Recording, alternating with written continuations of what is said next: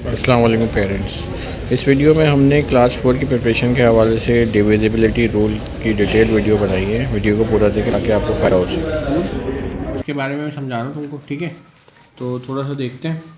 तो divisibility rule जो है हमारे पास क्या होता है वो ज़रा सा देख लो कि अगर हमारे पास 2 है, ठीक है, तो इसका हमारे पास जो रूल है वो क्या है? If the last digit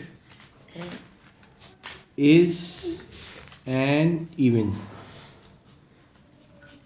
that means कि अगर लास्ट डिजिट इवन नंबर है, जैसे 2 4 6 8 10, इसमें से कोई नंबर आ रहा है 2 4 6 8 में से, तो वो डिविजिबल बाय 2 होगा लाजमी, ठीक है? ये तो नॉन सी चीज़ है, तो पता ही है, ठीक है? डिविजिबिलिटी रूल फॉर 3, ठीक है, बता रहा हूँ, ये हमें आगे भी 4 5 6 इसमें भी यूज़ होता रहता है ये, ठीक है? तो अभी फ़िलहाल जो तुम्हारा लेवल है उसी हिसाब से मैं कराऊंगा, ठीक है? इसी हिसाब से हम आगे की तरफ चलेंगे। अच्छा, अब तीसरा, अगर 3 हमारे पास मौजूद है, अब तुम्हें कैसे पता चलेगा कि 3 से डिवाइड हुआ या नहीं होगा? तो उसका रूल में हम जो आसान चीज़ है वो क्या है? If the sum of all the digit is divisible by 3, यानी कि 2 डिजिट्स का तुम सम अगर कर रहे हो, 2 डिजिट्स का तुमने सम किया, जैसे 51 है, इसकी एग्जांपल के अंदर 51 है, बच्चे अमूमन 51 को प्राइम नंबर बोल देते हैं, ठीक है? लेकिन ये डिविजिबल बाय 3 है। कैसे? अगर हम इसका सम करते हैं, तो अगर हम इसका सम करें 5 + 1 कितना हो गया? 6 हो गया, ठीक है? तो 6 3 के टेबल में आता ही नहीं आता? 6 3 के टेबल में आता है। डैट मीन्स कि ये डिविजिबल बाय 3 है। आओ चेक कर लेते हैं कि 51 को अगर हम डिवाइड करते हैं 3 से तो क्या पॉसिबल है सोल्यूशन? तो 3 × 1 = 3, ठीक है, और 3 माइनस किया तो कितना बच गया? 2, और 3 × 7 = 21। तो देख लो कि हमारे पास 3 इज़ डिविजिबल बाय 3 है, प्रूव हो गया तुम्हारे को, ठीक है? तो 3 के लिए हमारे पास ये वाला डिविजिबिलिटी रूल है कि जो भी डिजिट्स आएगा, डिजिट्स कहते हैं एक नंबर को, उन दोनों को तुम ऐड करके चेक कर लोगे जल्दी से कि वो अगर क्या डिविजिबल बाय 3 है, तो वो भी, यानी कि जैसे तुमने 51 का किया, 51 अमूमन बच्चे समझ रहे हैं कि प्राइम नंबर है, लेकिन तुमने जल्दी से उसको ऐड किया तो तुम्हें पता चल गया कि इसका आंसर आ रहा है 6, तो ये डिविजिबल बाय 3 लाजमी होगा, क्योंकि डिविजिबिलिटी रूल में ये चीज़ बताई गई है। ओके, इसके बाद है 4। 4 के लिए क्या रूल चलेगा? 4 हमारा क्या इवन है क्या ऑड है? बोलो।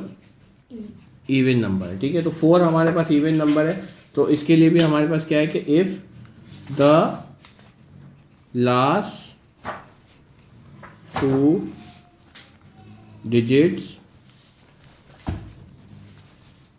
आर डिविजिबल बाय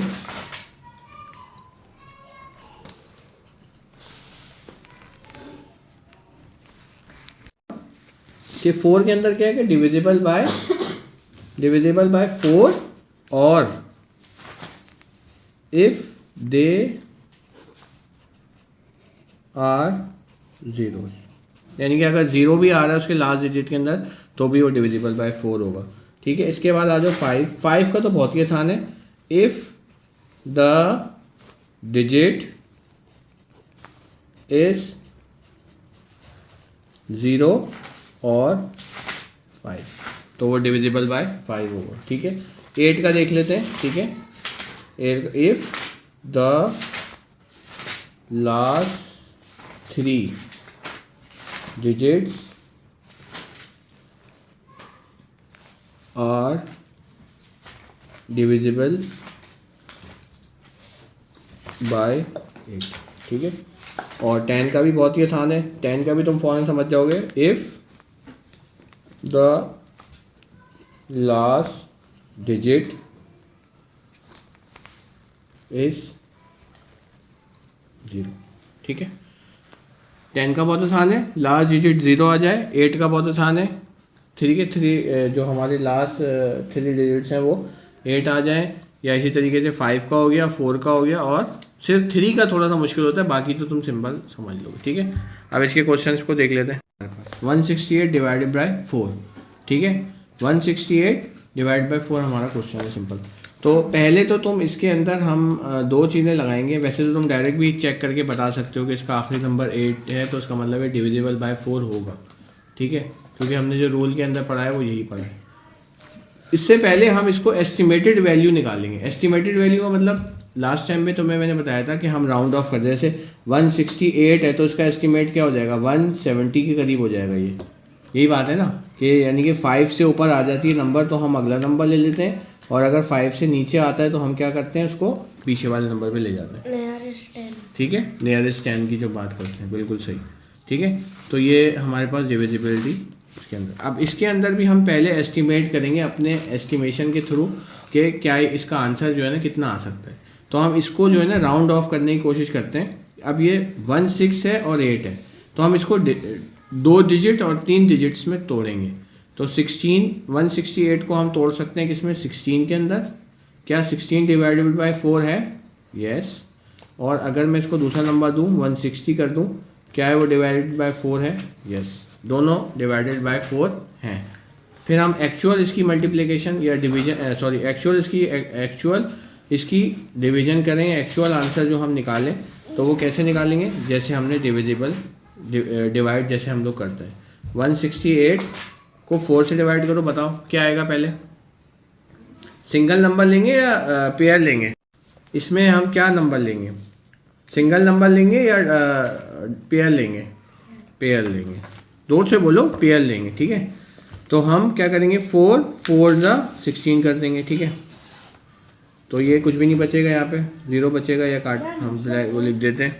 इसके बाद हम क्या करते हैं, अगला नंबर यहाँ पे उतारते हैं 8। अब 4 के टेबल में 8 कब आता है, 2 टाइम आता है, तो 8 हो जाता है, ठीक है। तो ये हमारा आंसर यहाँ पे खत्म हो जाता है। तो हम इसके आंसर में यहाँ पे क्या लिख सकते हैं, yes my answer is reasonable, yes my answer reasonable, क्योंकि सवाल में था चेक करें कि आपका आंसर जो है रीजनेबल है या नहीं है। तो यस हमारा जो आंसर है वो रीजनेबल है और डिविजिबल बाय 4 है। ये तो हमने पहले डिविजिबिलिटी रूल देखते हुए भी बता लिया, ठीक है। इसी तरीके से 1-2 सवालात और हैं, उसको भी देख लेंगे। इसके बाद हमारे पास अगला सवाल है, 998 को डिवाइड करना है हमको, किससे, 9 से डिवाइड करना है। तो सबसे पहले हम इसका एस्टिमेट लेंगे। एस्टिमेट हम करेंगे, एस्टिमेट के लिए हमारे पास क्या है कि हम इसको तोड़ सकते हैं किसमें, हम किसमें तोड़ेंगे, इसको हम तोड़ेंगे 99 डिवाइडेड बाय 9, यानी कि 9 11 है 99। और दूसरा हम क्या तोड़ सकते हैं, इसको 3 डिजिट्स के अंदर 990 डिवाइडेड बाय 9 कर देंगे, तो 11 आ जाएगा, ठीक है। तो हमने ये 2 एस्टिमेट लगा लेंगे, इन दोनों में से कोई आंसर हो सकता है। फिर हमने एक्चुअल आंसर के लिए काम किया। एक्चुअल आंसर क्या हो सकता है हमारा, उसको देखें हमने डिवाइड करने की तरीका जो हमने बताया, यानी कि 998 को डिवाइड करेंगे 9 से। अब मुझे बताओ, अब इसमें बताओ कि क्या करेंगे, पेयर लेंगे सिंगल लेंगे, सिंगल, क्योंकि यहाँ 9 था, ठीक है। तो 1 जा करेंगे 9 आ जाएगा, यहाँ कुछ नहीं बचेगा, फिर ये वाला 9 नीचे उतारेंगे, फिर 1 जा करेंगे, यहाँ 9 आ जाएगा, कुछ नहीं बचेगा, फिर ये वाला 8 नीचे उतारेंगे। फिर अब क्या करेंगे, लगाए यहाँ पे 8 बचा, तो 9 के टेबल में 8 नहीं आता, तुमने यहाँ 0 लगा के 0 किया, यानी कि 8 बच गया यहाँ पे, ठीक है। तो इसका आंसर भी तुम्हारे आंसर के एस्टिमेट के करीब है, तो तुम इसका आंसर में भी क्या लिख दोगे, yes my answer is reasonable, ठीक है। तो इस तरीके से जो है हमारा ये सारे सवाल होते जाएंगे, ठीक है।